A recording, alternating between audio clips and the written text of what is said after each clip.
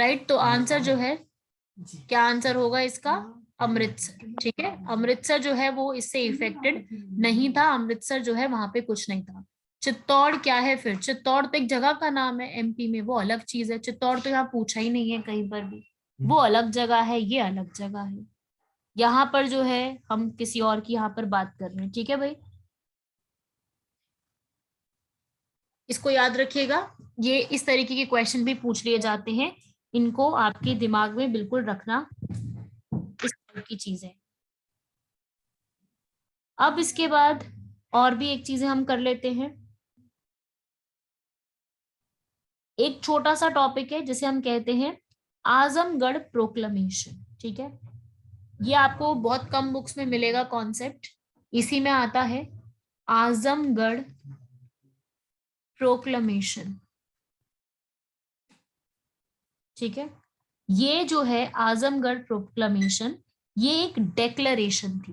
ठीक है, क्वेश्चन आता है, ये आया हुआ क्वेश्चन है, आजमगढ़ प्रोक्लमेशन इज रिलेटेड टू, और आगे ऑप्शंस दे दिए और आपको आंसर बता। तो आजमगढ़ प्रोक्लमेशन रिलेट करती है रिवोल्ट ऑफ 1857 से। ठीक है, ये जो प्रोक्लमेशन है, आजमगढ़ जगह का नाम है, आजमगढ़ जगह पे की गई थी। और ये डिक्लेरेशन किसने इशू करी थी? फिरोज शाह ने इसको इंट्रोड्यूस किया था। ये कौन थे? मुगल एम्परर के बेटे थे ये। और इस प्रोक्लामेशन में क्या बोला था कि भाई हम जो है यहाँ पर रिबेल करेंगे, लड़ेंगे अंग्रेजों के खिलाफ। उस प्रोक्लामेशन को कहा जाता है, एक मतलब आप कह सकते हैं कि इन्होंने इश्तिहार निकाला था, जैसे कहते हैं पैम्फलेट निकालना, इश्तिहार निकालना।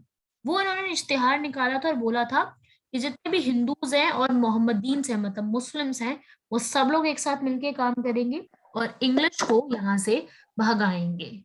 ये बात इन्होंने इसके अंदर कही थी, जिसकी वजह से जो है ये एक आजमगढ़ प्रोक्लेमेशन के नाम से फेमस है, क्योंकि फिरोज शाह ने आजमगढ़ में इस बात को कहा था।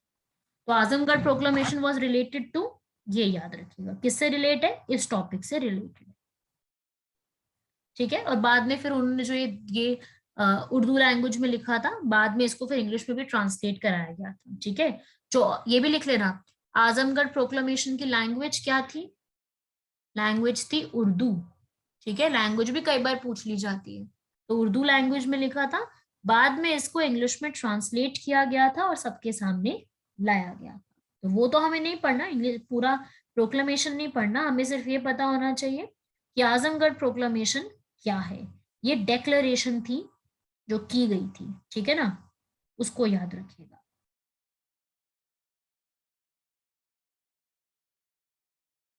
ठीक है, लिख लेना, बहादुर शाह जफर के पोते थे, ग्रैंड सन थे फिरोज शाह, उन्होंने यहाँ पर दी थी। और ये पब्लिश की गई थी, ये आजमगढ़ प्रोक्लेमेशन 25 अगस्त 1857 को पब्लिश की गई थी। और क्या बोला था इसमें? साफ साफ लिखा था इसके अंदर कि Hindu and Muslims should remain United, सब लोग यहाँ पर यूनाइटेड रहें।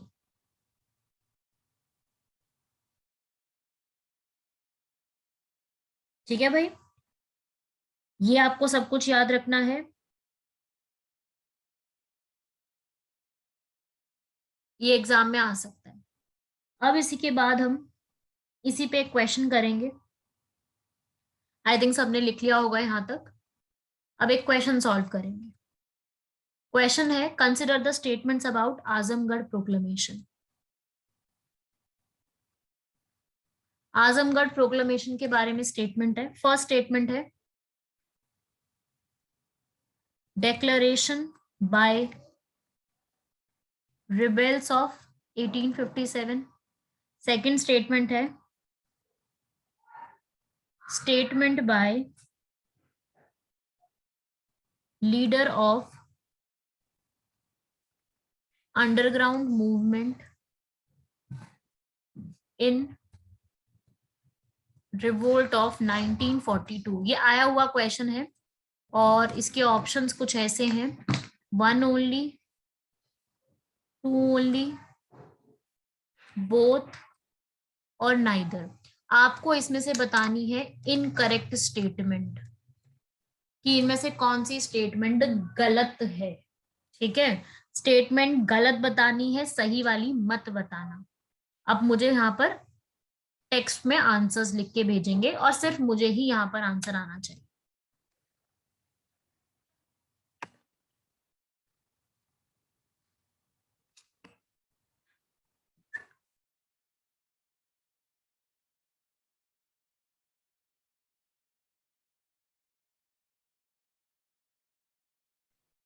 हाँ जी, कई लोगों ने सही आंसर दिया है।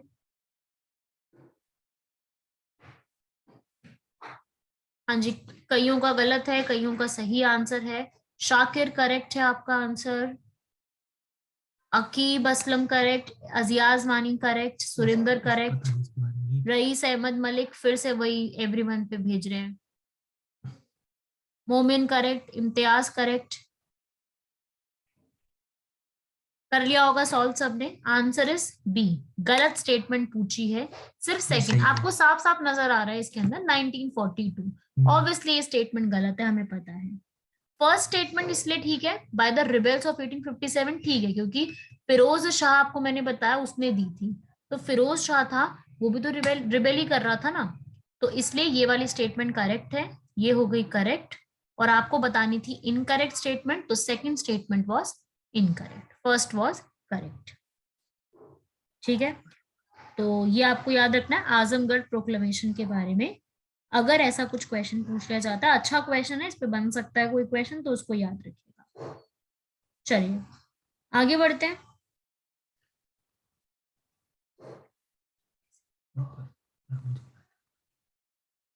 आगे बढ़ते हैं, इसके बाद इस तरीके के क्वेश्चन पूछे जाते हैं जो अपने हमने अब तक करे हैं, इसी टाइप के पूछे जाते हैं। ठीक है ना, तो इन्हीं पे क्वेश्चन अपने आप अब देखेंगे। मैं इसके आपको एक और क्वेश्चन की जो है वो लिस्ट भेजूंगी, आप लोग उसको भी आंसर्स करके बताएंगे।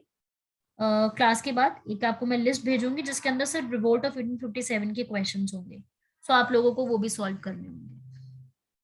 राइट, आगे बढ़ते हैं।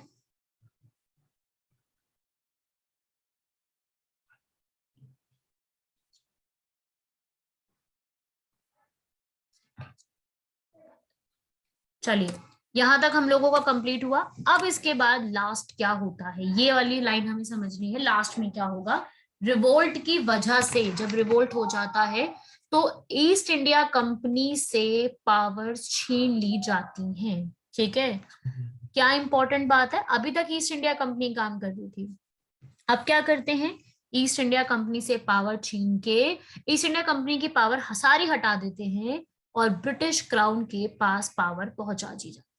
सेकंड लाइन आपको समझनी है, जो मैंने अंडरलाइन मतलब डार्क में लिखी है, बहुत इंपॉर्टेंट है। डायरेक्ट रिस्पॉन्सिबिलिटी ब्रिटिश क्राउन, मतलब ब्रिटिश की जो सरकार है, ब्रिटिश की जो रानी है, उनके पास है। और कंपनी रूल, कंपनी रूल क्या है, ईस्ट इंडिया कंपनी एबॉलिश कर दिया जाता है, खत्म कर दिया जाता है।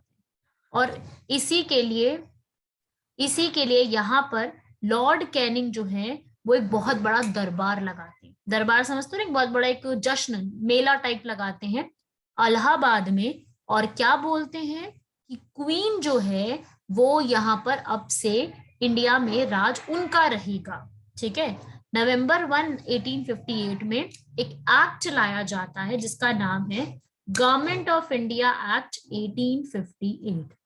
इस एक्ट के चलते जो क्वीन थी उनको यहाँ का इंडिया का एम्परर एम्प्रेस घोषित कर दिया जाता है।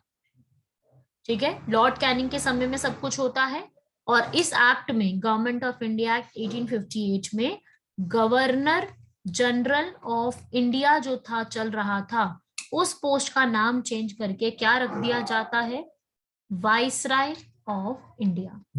अब ये नई पोस्ट आ जाएगी, मतलब लॉर्ड कैनिंग कीजिए ऊपर से लाइन को। लाइन समझो, दोबारा समझो, कोई दिक्कत नहीं, मैं दोबारा समझाती हूँ पूरा। यहाँ पे देखो सब, ये मैं पूरी लाइन लिखवा देती हूँ आपको यहाँ पर। ये सेकंड वाली लाइन पहले समझेंगे सब लोग कि एक्ट जो है उसमें क्या बोल दिया जाता है कि ईस्ट इंडिया कंपनी का रूल अब खत्म। ईस्ट इंडिया कंपनी की जगह कौन आएगा? British crown. ठीक है, ब्रिटिश क्राउन जो है मतलब जो रानी है, she will be the head. ठीक है, 1857 के रिवोल्ट के बाद हुआ है। और रानी जो है उनके स्वागत में, क्योंकि अब वो रानी नहीं बन गई है यहाँ की हेड, तो रानी के स्वागत में लॉर्ड कैनिंग क्या करते हैं? भारत के पैसे को फिर लूटते हैं, एक बहुत बड़ा दरबार लगाते हैं, जश्न मनाते हैं इलाहाबाद। ठीक है, और कहती है, रानी कहती है कि मैं अब इंडिया की रानी हूं। अब जो नोट छपेंगे उसमें रानी की फोटो होगी।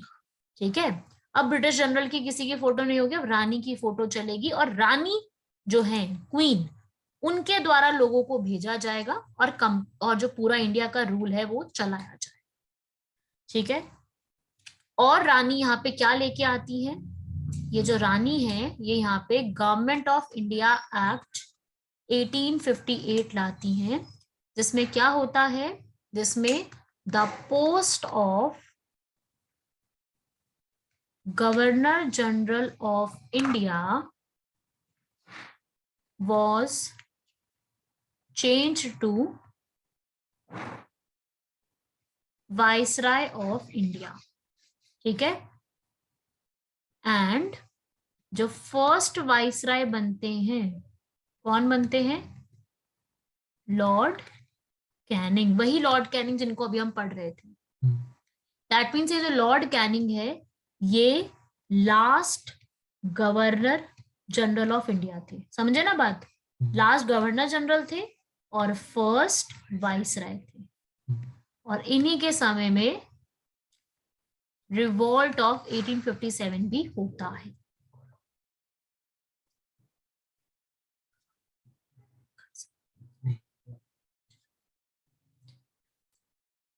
ठीक है, ये आपको सारी स्टोरी यहां तक क्लियर होनी चाहिए। अच्छे से नोट कर लो, कोई जल्दी नहीं है, सब लोग ढंग से इसको नोट कर लो।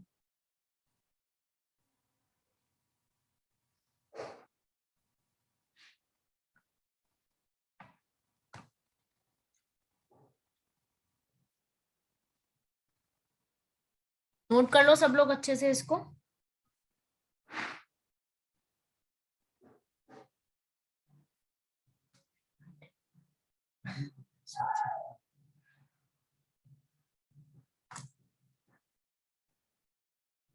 कर लो सारे लोग नोट यहाँ पर।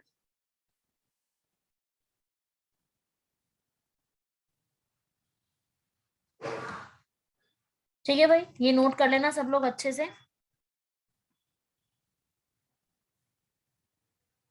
ये था गवर्नमेंट ऑफ इंडिया 1858 जो लाया जाता है इस टाइम पीरियड में, और इसमें इस पोस्ट का नाम वगैरह सब कुछ चेंज किया जाता है। Right, who was the first queen? Queen Elizabeth. Queen तो एलिजाबेथ ही रहती है वहां पर, है ना? क्वीन एलिजाबेथ है, वो फिर आगे 1 2 3 4 उनका चेंज होता जाता है। ठीक है, तो ये भी आपको याद रखना है, वही क्वीन यहाँ पर थी। और ये थे लॉर्ड कैनिंग जिन पे बहुत क्वेश्चंस पूछे जाते हैं। लास्ट गवर्नर जनरल भी थे इंडिया के, पहले वाइसराय भी थे, और इन्हीं के समय में रिवोल्ट ऑफ 1857 भी होता है। और ये एक्ट जो है वो इंडिया में एडमिनिस्ट्रेशन को पूरी तरीके से चेंज कर देता है। कैसे? ईस्ट इंडिया कंपनी खत्म, अब क्वीन का रूल या फिर क्राउन का जो रूल है वो स्टार्ट। ठीक है, ये जरूर नोट कर लेना अपने साइड में, अपने नोटबुक्स में, ऐसे ही चाहे नोट कर लेना, याद रह जाएगा आप लोगों को। ये 1858 में होता है, 1857 के रिवोल्ट के बाद। ठीक है, यहां तक सब कुछ नोट कर लेना। अब यहां तक किसी को कोई भी डाउट है तो पूछ लेना। ये था पूरा यहाँ तक सब कुछ। बाकी ये सब कुछ आपको इसमें इंपॉर्टेंट नहीं, सब सिर्फ रीडिंग पर्पस के लिए है, ताकि आपको समझ में आ जाए कि इस तरीके से चाहिए। बाकी ये सब आपको रीड नहीं करना, मेन इसके अंदर लाइन सिर्फ फर्स्ट और सेकंड इंपॉर्टेंट है। और क्या पूछा जा सकता है कि दरबार कहाँ पे रखा गया था? इलाहाबाद में रखा गया। 1858 का दरबार कहाँ पे था? इलाहाबाद में। ये क्वेश्चन पूछा जा सकता है। यस, ये 1858 में हुआ था रईस। ये जो अभी मैंने पूरा बताया था ना, अभी सारी इंफॉर्मेशन जो एक्ट वाली, ये 1858 में हुई थी। रिवोल्ट तो 1857 में ही हुआ है। लेकिन एक्ट आकर के बाकी सारी चीजें वो 1858 में हुई थी, क्योंकि रिवोल्ट बहुत लंबा चला था और कंट्रोल करने में टाइम बहुत लगा था। देन आफ्टर इसके बाद जो है वो रिवोल्ट होता है।